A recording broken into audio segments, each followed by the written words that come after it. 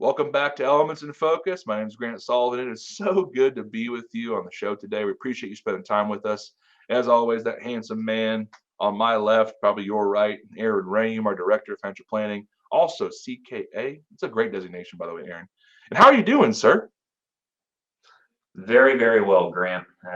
Beautiful morning here in Indiana. Sun shining, and I am upright. That's right. That's right. You also had three beautiful girls and a beautiful wife, too. So we have a lot to be grateful and thankful for.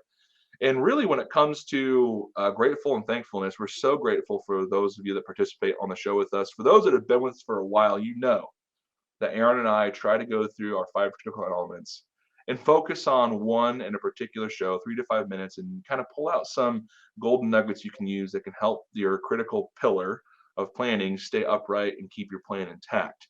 And today, that pillar we're going to talk about, that critical elements, legacy planning. Now, interestingly enough, you may say gifting and charities. Great, Aaron, isn't this a tax consideration, not a legacy plan consideration? Well, we're going to take it and we're going to spin it on its head for you folks because even though it is a tax consideration, you also want to consider it for charity, for your legacy plan as well. So, Aaron, when we're talking about gifting to charities from a legacy plan perspective, what are we really getting at? Oh, one, it's just defining what your legacy goals are, right, Grant? To be able to say, okay, here's the assets that we want to leave to the charities that we're passionate about. And, maybe there's some assets that you want to leave behind to family members or friends. And so once you get that idea made up in your head of what you're going to leave behind to the charity, then it's taking a proper look at the assets to see what is going to be the most efficient way to be able to give those assets to a charity directly. A lot of times we see inefficient plans to where folks are giving maybe Roth IRA dollars to a charity versus another type of asset.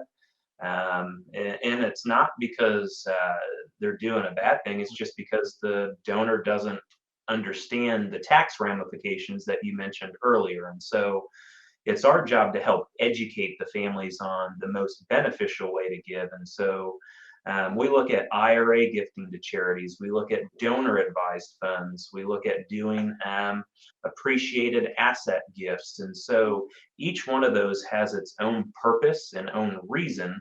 And it's uniquely tied to you as the individual giving those gifts.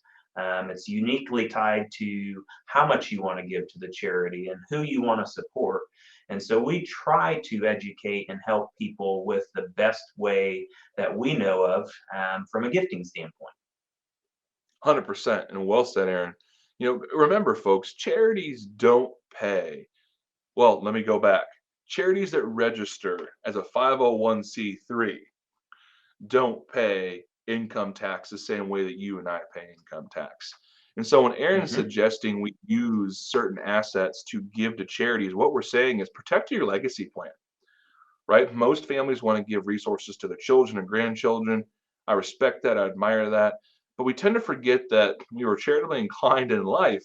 And so don't leave those charities out to dry at the moment you pass.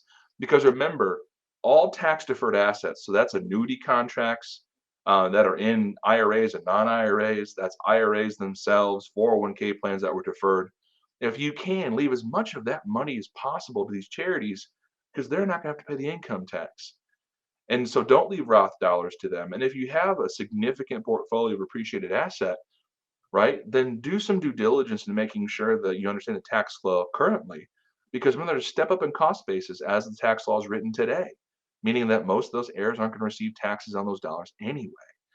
But if you want, and that's what Hmm. you if you pass. But if you want to give those uh, investments to charities today, Aaron's right. I mean, let's use a donor advised fund, use that appreciated stock all to your benefit because unfortunately, what we find is that most individuals who are charitably inclined when they're working tend to slow that down because all the gifting is based on income.